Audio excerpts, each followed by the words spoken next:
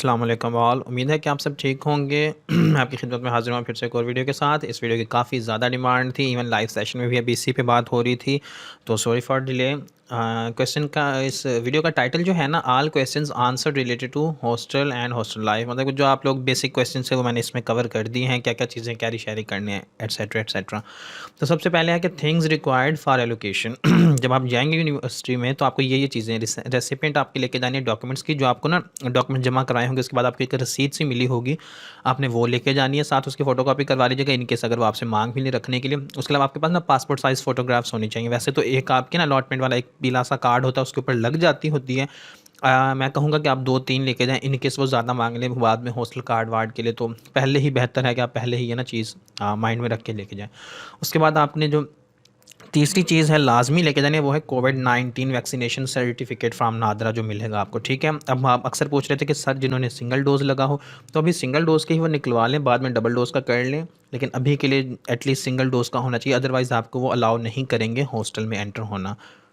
उन्होंने पहले इसके बारे में कुछ नहीं कहा था, अब अचानक ही ये कहा है, तो इसलिए मैंने पहले आपको इसके बारे में डिटेल नहीं दी थी, वरना मैं आपको पहले ही बता देता और आप लोग पहले ही अभी तक लगवा चुके होते। तो ये वो चीज़ें हैं जो सबसे ज़्यादा ज़रूरी हैं, यानी कि आपको गेट से पास करवाने के लिए ये चीज़ें मस्ट होनी चाहिए आपके पास। उसके बाद हैं जो चीज़ें आपको हॉस्टल में मिल जाएंगी, things you get in hostel. एक आपको कॉट यानी कि एक चारपाई समझ लें, चारपाई ही समझ लें, मिल जाएगी। उसके अलावा एक पूरे रूम में एक टेबल मिल जाता है, अक्सर मिलता है, किसी सिनेरियो में शायद ना भी मिले, अक्सर मिल ही जाता है वैसे। और एक चेयर मिलती है पूरे रूम में, वो बाज़ दफ़ा होता है कि शायद ना मिले, वरना अदरवाइज़ मिल ही जाते हैं। तकरीबन हर रूम को एक चेयर और एक टेबल मिल ही जाता है। अब इस पे आप लोगों का अपना मसला होता है, आप 2 स्टूडेंट्स हैं रूम में, 3 हैं, 5 हैं, 6 हैं, तो वो मतलब हो जाता है, यूज़ करनी होती है ना। वैसे तो ज़्यादातर यूज़ ही नहीं होती, वो हॉस्टल के जो चेयर्स और टेबल होता है बहुत कम होता है कोई यूज़ करे, लेकिन जब आप क्यूबिकल में जाते हैं तब आप ज़्यादातर यूज़ करते हैं। जैसे मैंने क्यूबिकल में वो प्रॉपर्ली यूज़ किए थे टेबल।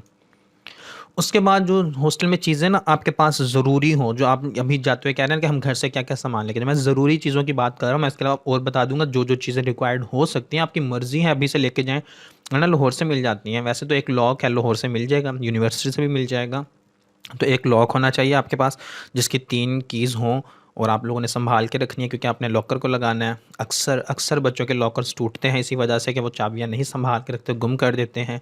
उसके बाद आपका एक सेट होना चाहिए बेड एक्सेसरीज़ का पूरा। क्या हो सकता है उसमें? ब्लैंकेट हो गई, एक चादर कोई भी, अब जैसे सर्दियाँ हैं तो आप डेफ़िनेटली कम्फ़र्टर लेके आएँ, कंबल लेके आएँ, रज़ाई लेके आ जाएँ, गद्दे लेके आ जाएँ, वो आपकी मर्ज़ी है। उसके अलावा एक पिलो और एक बेडशीट होनी चाहिए। बेडशीट में अब आप गद्दे-शद्दे लेके आएँ या फिर सिंपली एक चादर ले आएँ, वो टोटली आप पे डिपेंड करता है। आपको कुछ भी नहीं मिलेगा। आपको सिर्फ़ ना एक टूटी-फूटी सी चारपाई समझ लें मिल जाएगी, और कुछ भी नहीं मिलेगा उनकी तरफ से। उसके अलावा जो बेसिक चीज़ों में आ जाता है, एक अदद कंघी ले लें। वैसे तो आप एक बच्चे ज़्यादातर ना नहीं शेयर करना चाहते एक-दूसरे के साथ अपनी पर्सनल चीज़ें, तो आप उस हिसाब से अपनी कॉम्ब ले आएँ।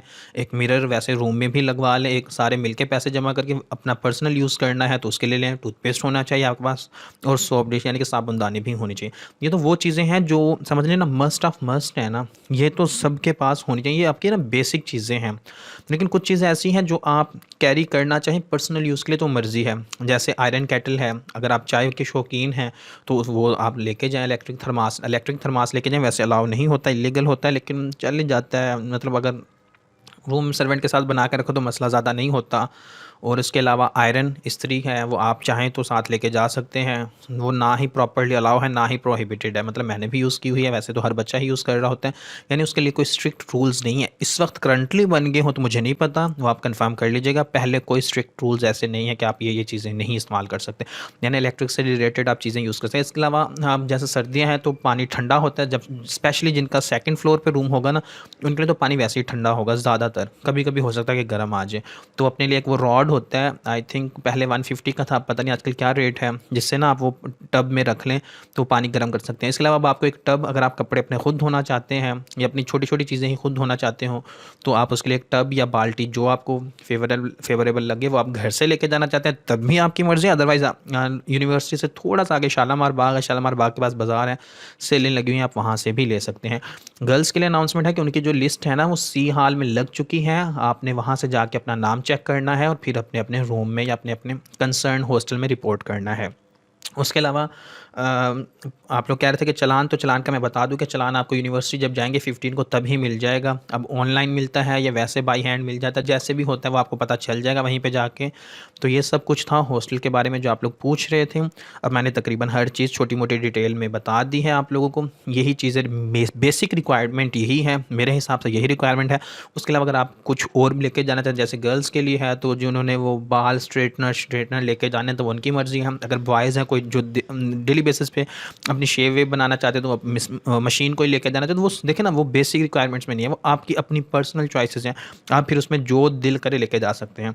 Thank you so much. मुझे लगता है कि ये वीडियो भी आपको अच्छी लगेगी। अगर ये वीडियो अच्छी लगती है तो इस वीडियो को लाइक करें, अपने दोस्तों के साथ शेयर करें, सारे दोस्तों के साथ शेयर करें ताकि उन्हें भी पता चल जाए कि हॉस्टल के लिए क्या क्या चीज़ें रिक्वायरमेंट होती हैं। और इस चैनल को सब्सक्राइब करें। Thank you so much and अल्लाह हाफिज़।